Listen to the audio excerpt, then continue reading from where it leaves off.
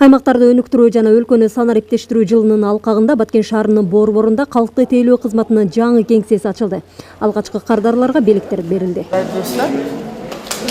Көрүк алалы деп келсек, мындай күтүлбөгөн эме болуп кетти. Биз сүйүнүп отурабыз.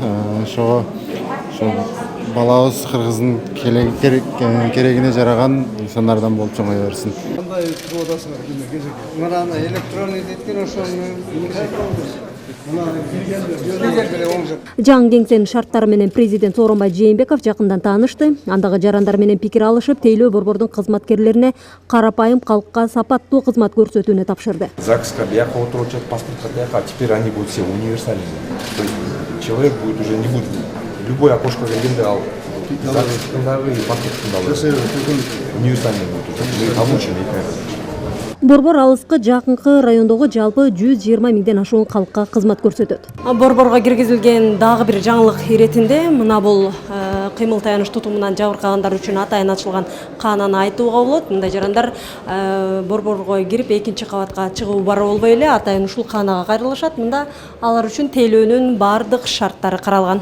Андан кийин президент жергиликтүү эл менен жолукту. Президент өз сөзүндө быйылкы жылга жарыяланган жарлыктын алкагында жүрүп жаткан иштерди айтып өттү. Кыска убакыттын ичинде ишке ашчулардын катарында мугалимдердин айлык маянасын көтөрүү, ирригациялык тутумун жакшыртуу, калкты ичүүчү таза суу менен камсыздоо аракеттери бар. Коррупция боюнча колго алынган системалуу күрөш күчүндө. Албетте буга карапайым калктын чоң колдоосу талап кылынат. Өлкөдөгү коррупциялык система менен күрөш мына бийликтин бардык эшелонунда улантабыз. Бул токтобой турмат агайын туугандар. Мына мен айтып келатам, бул коррупция ачыгын айтып коюш керек. Биз ойлогондон кеңири да өлкөдө кучагын жайган. Азыр мына көп фактылар ачылып атат. Дагы ачыла турмат агайын туугандар. Үлгүрбөй жетишпей атабыз.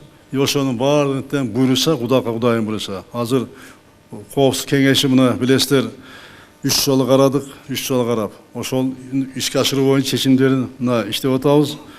Азыркы убакта системалуу коррупция боюнча, схемалар боюнча катуу иштеп жүрүп атат. Бул токтобойт, улантабыз и демонтаж кылабыз, урматтуу агайын туугандар. Буну кандай кылабыз?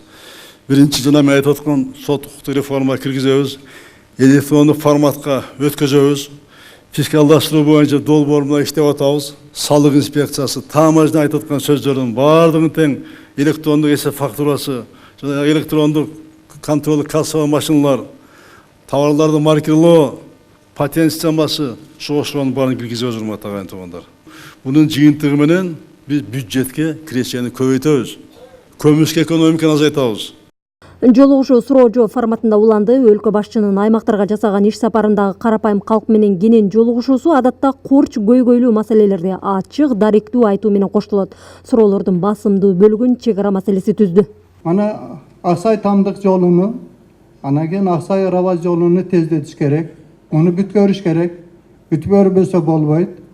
Анан дагы бир айтып кете турган нерсе, мана мен көптөн бери айтып жүрөмүн. Бүгүнкү күндө Аксай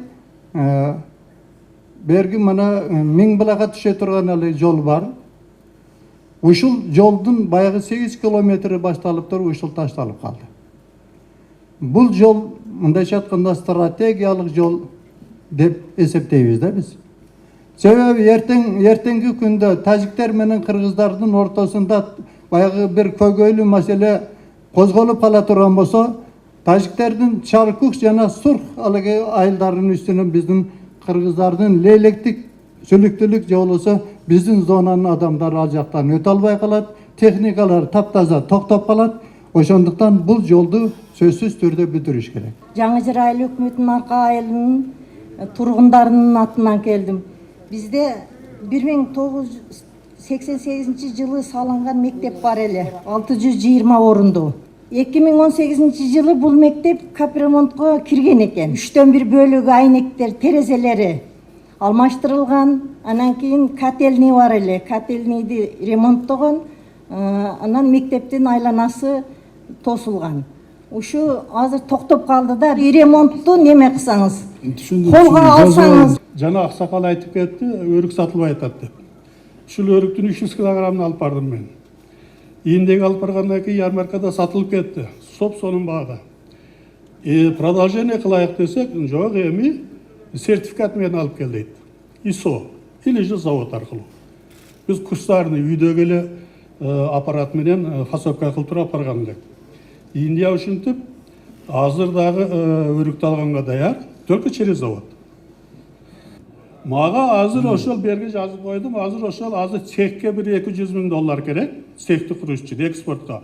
Мен муну азыр Кытайда айтканым, Кытай экспортко ошол өрүктү алам деп келди азыр. Өрүктү алып кел деп атат, карашы. Азыр мындай күрөө бар, Росфондко айталы макул. Сиз кайрылың немеге балдар азыр. Сизге атайы чек аранын март айында болгон Аксайдын эмесинен кийин кат жазганмын.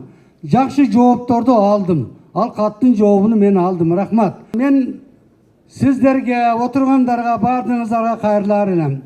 Элдердин, улуттардын ортосундагы ынтымакты бекем кылсаңыздар. Азыр биздин баткен эли, баткен журту бардыгы ынтымакта. Жакшы, айрыкча мына Тажикстан, Өзбекстан менен жаңы губернатор келгенден кийин бир канча жакшы иштер жүргүзүп, барды келди уланып калды. Себеби ата-бабаларыбыз бирге жүргөн. Мен айтар элем, элдердин ортосундагы кээ бир чагымчылдардын сөздөрүнө, же бир үгүттөргө кирип кетпей, бардыгыбыз бир атанын баласыдай ынтымак болуп, элдин, мамлекеттин кызыкчылыгын, мамлекеттин бүтүнчүлүгү үчүн бекем ынтымакта болсок деп мен бардыгыңыздарга сунуш кылар элем. Элди түйшөлткөн суроолорго тийиштүү кызматтардын жетекчилери жооп берди. Жолугушууда жол маселеси да көп айтылды. Чек ара маселесин жөнгөрүүдө негизги факторлордун бири экенин айткан жергиликтүү эл оор жүк ташуучу унаалар жолдун бузулушун шарттап жатканын ачыкташты. Мамлекет башчы транспорт министрлигине жолдун абалы менен сапатына катуу көзөмөл кылууну тапшырды. Жолду көзөмөл министр. Мына кет башы менен жооп бересин. Хоболо кирип атат. Көзөмөлдөрүп айтат. Бул айткан сөз весогабаритный жанакыл иштеп аткан эки жердеки посттор алар иштебей атат. Көзөмөл жакшы эмес, көзөмөл жаман. Ошон үчүн салмага көп жүк өткөн үчүн жол бузулуп атат. Карап буну көзөмөлгө алган, укук органдары менен иштеген. Жүрбөй, финанс полиция бар бул жерде иштей турган ал боюнча. Чоң иштегенде бардыңар тең.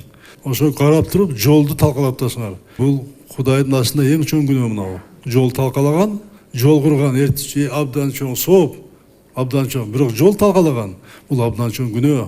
Мына сен жол берсең, сен да жооп бересиң. Ушул жерде иштеп аткан, ошону көрүп турган укук коргоо органдар да күнөөлүү болот. Буга миллиардтан акча кетип атса, миллиард дегенде сыртынан алып келип кредитке алып жолду куруп атсак, анан бuyog'ini талкалап атса, барды тең. Ата келип карап, катуу көзөмөлдөгөн. Келерки жылга чейин Аксай арка айылдарындагы орто мектептер жаңыланат. Мамлекеттик курулуш агенттигинин маалыматында жыл башында сунушталган 47 объектинин учурда 37синде курулуш иши жүрүүдө. Социалдык жайларда санариптештирүү аракети да жүргүзүлөт. 2022 жылга чейин мектеп ашканалары толук зарыл болгон жабдуулар менен камсыздалат. Албетте иги иштердин ишке ашышына өлкөдөгү туруктуулук башкы орунда турары шексиз. Кең пейил, мээнеткеч ошол эле учурда мекенчилдиги менен айырмаланган баткендиктер менен ар бир жолугушуудан чоң дем күч аларын айткан мамлекет чек арага чектеш аймактардын жашоочулары ар убак көңүл борборунда турарын билдирди. Биздин мыкты уул кыздарыбыз бар. Мына жаштар келип атат. Баардыгыбыз ынтымакта болуп, бирге болуп, ошо койгон максатка чоң умтулсак, булардын баардыгы тең ишке аша турган маселе.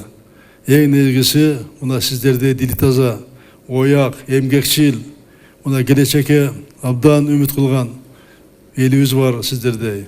Элибиз аман болсо, жерибизде тынчтык болсо, буюрса бул маселенин баардыгы тең, буюрса чечилет. Анан эми Кыргызстандын ар облусу, аймагы, айылы мына менин көңүлүмдө. Бирок баткендиктер өзгөчө менин жүрөгүм түйүндүрүп атаган турганда. Географиялык жактан борбордон алыс, шарты оор, анан абдан көп социалдык, экономикалык суроолор бар, маселелер бар, анын баардыгы тең чечебиз. Канча кыйынчылык болсо дагы, канча оор болсо дагы абдан сабырлык мамиле кылат. Баардыгын туура түшүнүп, туура баамдап, мына сабырлык менен мына мамиле кылып атасыңар.